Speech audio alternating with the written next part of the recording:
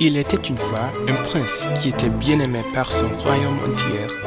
Ses parents l'adoraient et lui donnaient la vie parfaite. Il avait 1000 servants qui réalisaient tous ses caprices et il n'avait jamais eu besoin de lever son petit doigt. Chaque fois qu'il parlait, 1 milliard de personnes l'écoutaient. Il obéissait chacun de ses mots. Même la petite sorcière l'adorait. À vrai dire, elle le regardait toujours de sa cabane dans le bois.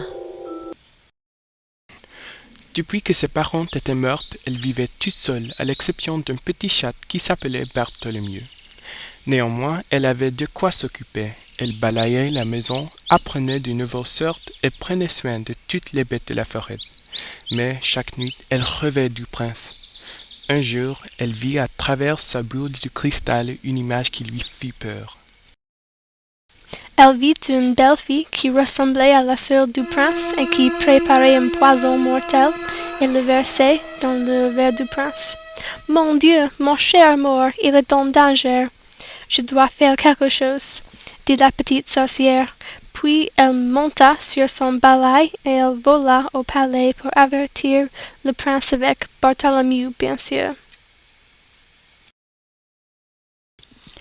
En arrivant dans le palais, elle fut confrontée avec un vrai lapin.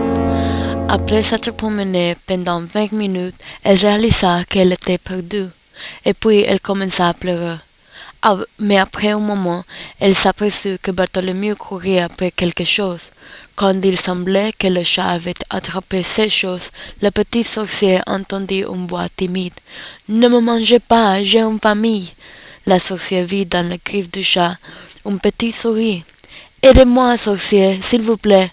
dit le sourire. « Oui, mais à la condition que vous me montrez le chemin jusqu'à la chambre du prince. » « Certainement, petit sorcier, mais vite, il va me tuer. » La souris, libre, commença à dessiner une carte. « Merci beaucoup, Madame Souris. Je ne vais pas oublier votre gentillesse. Et moi aussi, bonne chance. » Et avec ça, elle entama sa route. Finalement, elle arriva à une grande porte. C'était la porte de la chambre royale du prince.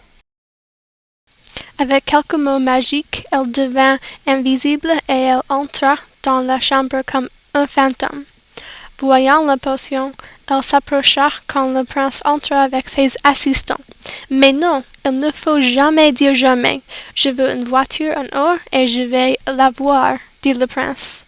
« Mais il n'y a pas assez d'or dans le monde, votre Excellence, et il faut que vous pensiez à vos sujets. Ils ont faim. » « Ça m'est égal, ils sont tous stupides et sales. » La petite sorcière se sentait bête. En un instant, son monde entier s'écroula. Ce prince chaman n'était qu'un enfant terrible.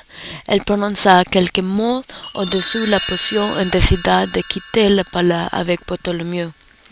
Le jour prochain, tout le château fut surpris quand le prince, après son déjeuner, se transforma en grenouille. Et quand il sauta sur le genou de sa méchante sœur, elle commença à sentir une odeur dégoûtante. C'était une odeur forte et persistante.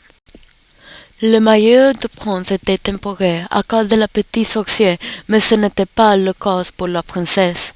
Elle sentira le marécage pour toujours. Triste et fatiguée, la petite sorcière retourna à sa cabane dans la forêt. « Sais-tu, je n'ai personne, je suis toute seule. » Elle était sur le point de pleurer quand Bartholomew est là. « Mais bien sûr, Bartholomew, tu es mon meilleur ami, je t'aime. » Et, avec ces mots, Bartholomew se transforma en humain. Il regarda ses mains qui n'étaient plus les pattes d'un chat. Il regarda vers la sorcière avec larmes dans ses yeux. « Merci, sorcier, tu m'as sauvé. J'étais emprisonné sous la forme d'un chat par un vilain magicien. Mon seul salut était qu'une fille de mon âge me dise « Je t'aime », dit-il. « Et je suppose que tu vas retrouver ta famille ?» dit la petite sorcière tristement. « Non, je suis un orphelin. Est-ce que je peux rester ici ?» La sorcière le regarda soupçonneuse. « Tu n'es pas un prince. »« Non.